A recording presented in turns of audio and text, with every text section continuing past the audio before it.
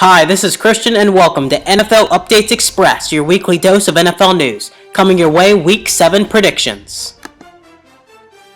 It's a great matchup in Foxborough when the New York Jets travel to New England to take on the Patriots. Now the Jets, they have exceeded my expectations as Ryan Fitzpatrick has been playing at a pretty high level. He has kept the Jets easily in playoff contention, and the Jets look like they'll be making the playoffs this year if they keep up what they're doing. The Patriots, on the other hand, have not exceeded my expectations because this is what they always do, and they've been a dominant team for as long as I can remember. But Brady, again, he's playing at an MVP level, just coming off of a Super Bowl win last year, as we all know, and now continues that, looking for revenge off the Deflategate scandal. Overall, this should be one of the best games of the week, but I think that the New England Patriots are able to edge out the New York Jets.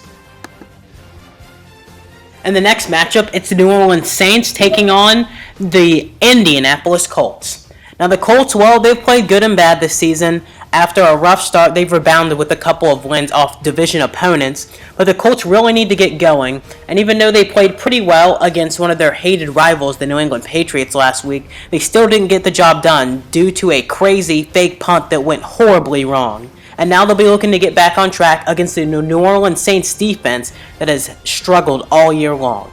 But don't tell that to the New Orleans offense because they've been able to produce points at a high level. And with Drew Brees coming back from his shoulder injury, he's looked pretty solid.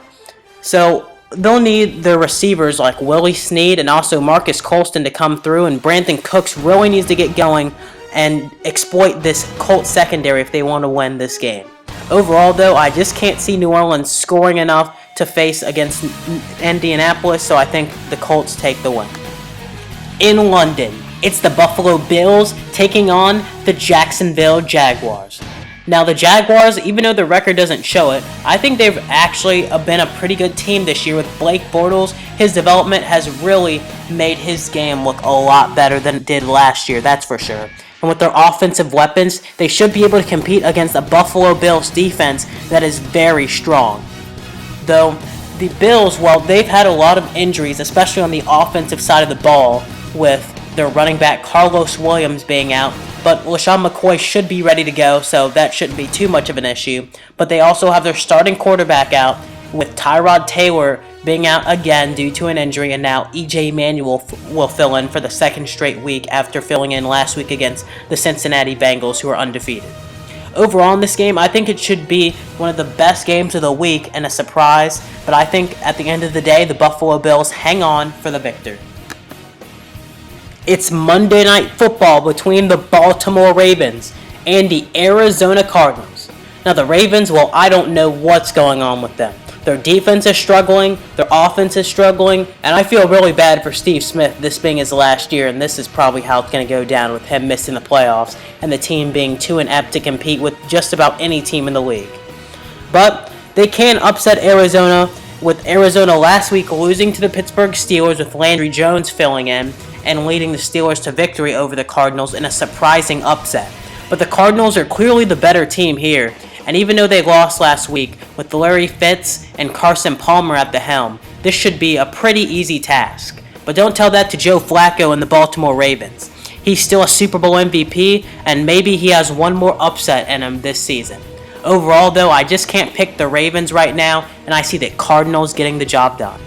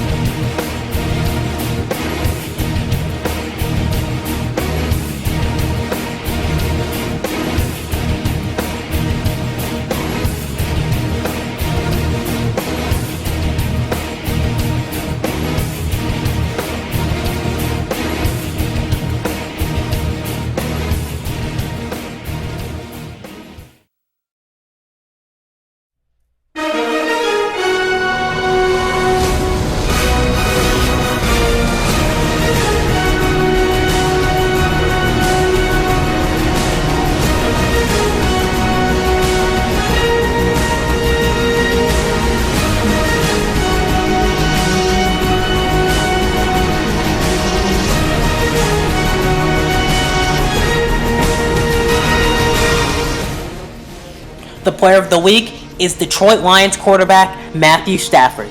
Now, after having a rough couple of weeks to start off the season, he rebounded nicely against the Chicago Bears last week and helping Detroit to their first win of the year. Hopefully he can keep this up and maybe turn the Detroit Lions season around.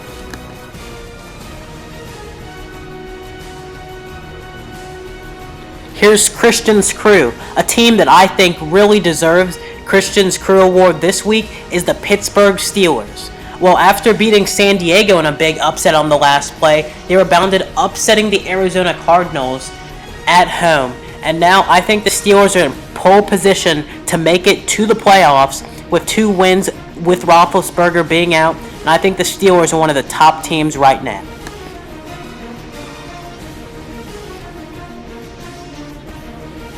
It was the Seattle Seahawks dominating in Santa Clara as the San Francisco 49ers had no answer to the Legion of Boom, only scoring 3 points in a 20-3 rout on Thursday Night Football.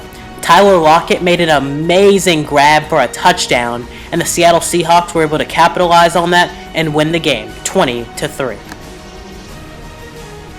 Another week down in the NFL season. Let's check out the scores.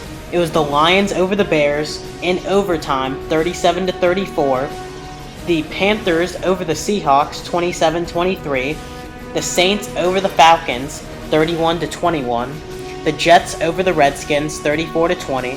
The Steelers over the Cardinals, 25-13. The Vikings over the Chiefs, 16-10. The Bengals over the Bills, 34-21. The Broncos in overtime over the Browns, 26-23. The Texans over the Jaguars, 31-20. The Dolphins over the Titans, 38-10. The Packers over the Chargers, 27-20. The 49ers over the Ravens, 25-20. The Patriots over the Colts, 34-27. And the Eagles over the Giants, 27-7. The most entertaining game was Carolina-Seattle, and the upset of the week was Atlanta versus New Orleans. My record prediction for this week was 8-6. Dylan was 7-7. My record prediction for the entire year is 57-34. Dylan's is 54-37.